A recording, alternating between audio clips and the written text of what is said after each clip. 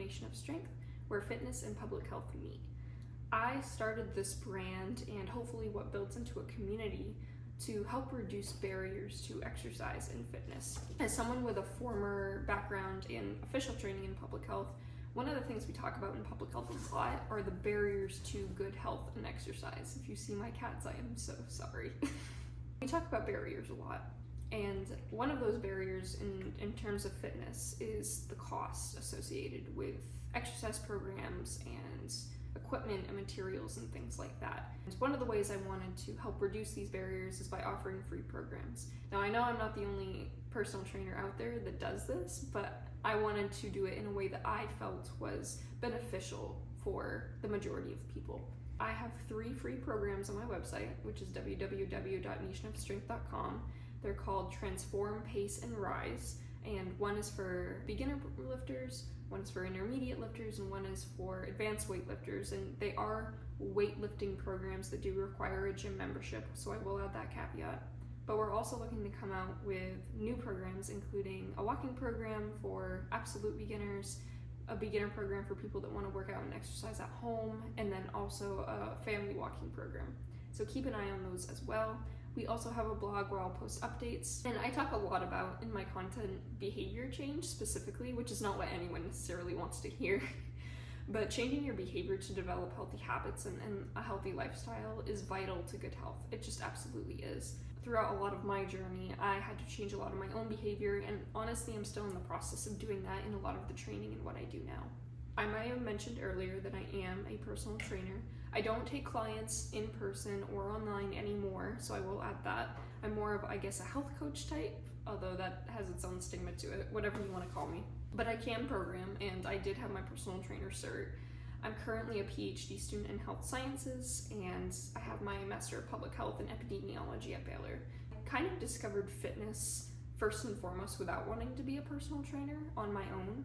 I started working out when I started attending Baylor University as an undergrad, and then I went through a breakup at the time and discovered that fitness was an escape for me mentally. Like, it was just my way of coping and my way of pouring my heart and soul into my wellness and in my self-care. That has had an instrumental impact to this day. I felt that weightlifting, and specifically lifting heavy, really benefited me in my mental health the most. And something that I'll talk about a lot are the several dimensions of health. So I hope that the nation helps you become strong, not only of the body, but of the mind and soul as well. I think that that's incredibly important, is just addressing more than just the physical aspect of your health. It's mental and spiritual as well. And with that, I am also Christian. So if you're not Christian, you are more than welcome on this space to communicate and to comment and to like and share and everything else. Just know that I will be sharing Christian content, and so if that's going to bother you, you can skip some parts of my videos or whatever. So going back to my own fitness journey, I said that I went through a bad breakup, and weightlifting was instrumental for me. I lifted for about 5 years until I had a friend approach me, and she said, "Hey, can you train me? I really want to lose this weight." And I said, yeah, I think I can help you. And so that's when I went through the process of getting my personal trainer cert and training her first, and she was my first client. And after that experience, I discovered that I really liked programming. I really enjoyed testing different exercise routines and different combinations of workouts, and just seeing what worked not only for me, but what could potentially work for other people, which is how I developed my RISE program. It's a high volume training program that goes on German volume training. So if you're not familiar with that, you should Google it because it's fascinating. But anyway, I did a lot of research into it when I built the program, and I myself went through that program and tweaked it 3 times. That was with my first bulk, and I do, for full disclosure, do cycle. So I do bulk and cut, although I've been eating at maintenance for a while. If you're not sure what those terms mean, a cut is when you go into a calorie deficit with the goal of keeping as much muscle mass as possible but losing as much body fat as possible. While a bulk is when you go and you eat in a calorie surplus to build that muscle and to hopefully not take on as much fat as you can, but essentially it's to build your muscle. And eating at maintenance just means you eat like you normally would every day. You know, you eat at your TDEE or total daily energy expenditure. That's kind of the goal for maintenance. So more recently, last year, I did phase 1 of 75 hard, and I thought at the time that 75 hard was what I needed because I wanted to work out more often, but also I felt like I needed a little bit more discipline in my exercise routine, which looking back, I'm not even 100% sure why, because I worked out every day, like consistently. But for whatever reason, I felt like I wasn't disciplined enough, that just being more disciplined could solve all sorts of different issues. And it didn't. I didn't continue with 75 hard because it wasn't what I needed at the time, but it was a rewarding experience for me, and it really made me realize that I am capable of training hard and doing anything that I put my mind to. So when we started this year in 2023, back in January, I kind of made this New Year's resolution of I wanted to improve my resting heart rate through the use of increasing cardiovascular exercise. And so with that meant more walking, more running, any way that I wanted to improve my cardiovascular health. I didn't set any conditions or parameters on it, but I knew that was something that I really wanted to do. I did, and I felt towards halfway through the year that I had really made progress in learning to become a runner. I started with walking and then intervals of running, and then some days I would just walk, and other days I worked up to running a mile and then stopping and so on. Now I am capable of running 8 miles straight, and that's where I'm at. I have an upcoming 10K in a week, and so I will be filming that as well, and you can follow me on this channel to see more and see that when it happens. And truthfully, I feel like up to this point, I've met all of my wellness and health goals. There are some things affecting the other dimensions of my health, like my mental health, for example, that I'm still working on and I'm working to improve. And that's something I'll always be transparent with you all about as well, is that, my primary reason for working health out is to improve my mental health. It is not to necessarily go for aesthetics. However, with that said, I feel like I've met all my goals this year in terms of wellness and in terms of health, and I am looking to train a little bit more aesthetically. And so I am working with a personal trainer who is incorporating more of a bodybuilding style of training for me. As a hybrid athlete now, I do a lot of running. I go into the gym and I strength train and I lift really heavy. And I'm also working to improve those areas of my physique that I think are less than desirable just because I want to right now. But if I decide I don't want to continue with that, then I'll just stop, honestly. Or if I think that style of training and that mindset affects my mental health too much, then I'll stop. I myself am very inspired though by bodybuilders and how they train, the way they train and their dedication to training.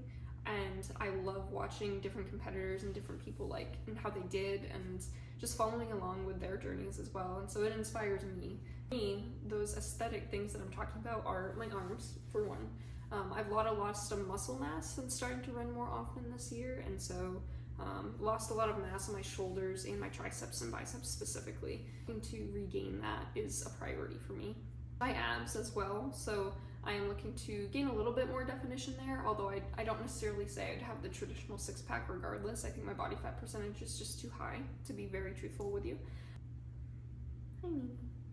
And then the primary areas where I gain, you'll see weight gain or weight loss first, are my face and then my thighs, specifically the back of my thighs. There's just a lot of excess body fat on my thighs right now, and I do have cellulite, so there's that. I'm definitely not too self-conscious about my thigh cellulite per se.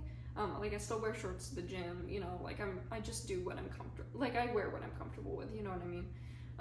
But I do think that there's room for more definition there. I think that I used to have really nice quads, honestly, and I think that having that definition is a goal for me, as well as just working towards that definition, the hamstrings, and just overall with my lower body. We'll see what happens. We'll see how the training goes. I mentioned that I have a personal trainer, right?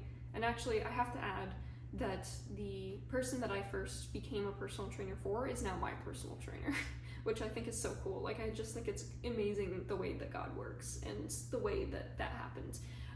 But she's my personal trainer, and she's a close friend of mine, and she pushes me, and she's also very real with me, and she is not easy when it comes to training. I got my butt kicked by her workouts earlier this week. It was a humbling experience. So I get asked a lot, why do you train hybrid? And other than the fact that I wanted to improve my cardiovascular health, like I mentioned earlier, I also like the mental challenge of running. And I have to add, like, running doesn't necessarily feel good to me in the short term. That's what weightlifting is for, honestly. Running in the long term, though, really, I've noticed an improvement in my mental health in other ways. I've noticed that I'm more mentally challenged, and I'm the type of person that needs to be mentally stimulated and challenged frequently. And so running does that for me, especially distance running. With this 10K that I have coming up in a week, I'm not necessarily going for time. In fact, I am a very slow runner, like 13-minute pace per mile runner. On flat areas, more like 11, but still not very fast. And that's okay. For me, I just want an official race in the books because the last race I did was a 5K way back in high school, and so it's been way too long. So I'm just looking to improve against myself, really, in my own time. And I'm looking to increase my distance from a 10K to a half marathon, which I'm getting close to now. Again, my long runs are about 8 miles right now, so we're working towards that. But I just like how running makes me feel overall in the long-term scheme of things. With weightlifting, of course, I like feeling strong. I like being able to lift heavy. I honestly just enjoy powerlifting, and overall, like, I enjoy 5x5s a lot. I love deadlifts. It's my favorite lift of all time. I detest bench. It is the bane of my existence, but I do it anyway. We show up, you know. And I also get asked a lot, do you take supplements? And the answer is yes, I do. I take creatine, which I'm actually not currently. I have some coming in the mail, but I'll be starting to take creatine again, and I've taken it in the past. And I also do consume a lot of excess protein powder because I do struggle to get my protein in. I am focused on my macro ratios and percentages. So for me, my goal is to eat about 40% of my daily intake as carbs and then 30% with protein and fats. And some people also ask me, like, why don't you eat even more protein than that? I guess, like, with protein, you know, eating a lot of protein for any weightlifter or just anyone trying to cycle and build mass like I am looking to is important, and I'm not denying that. But I feel best when I eat a little bit more fat. I truly have found that when it comes to eating more fats, I just feel better. I feel less sluggish. When I eat too much protein, I do feel really heavy and gross and kind of unsatisfied with any meal I have, to be honest. Like, I'm just not a protein person. I guess that's a lie because I still eat a lot of protein. But yes, those are my ratios. Do I track? Sometimes. I tend to eat that pretty naturally, and so I don't have to track my calories every day. And I limit a lot what I eat by just reducing junk food in the house. So hot Cheetos are my weakness, and we don't keep them anymore. We just don't have them. So just employing strategies like that, as I said earlier, just doing things that you know will help you and live a healthy lifestyle from a behavior perspective is important. So I try to follow through with that and do that everything that I recommend any of my clients do as well. And looking back, like, this year has been a year of change for both me and my husband. So we graduated from our respective graduate degrees and programs.